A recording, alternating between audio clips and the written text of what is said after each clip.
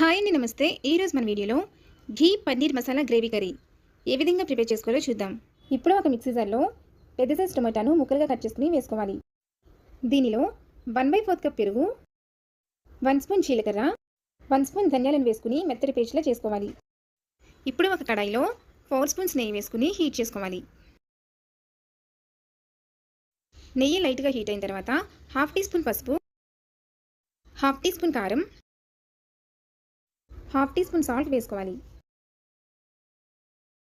ఆ తర్వాత పన్నీర్ని మనకి నచ్చిన సైజులో పీసెస్గా కట్ చేసుకుని వేసుకోవాలి.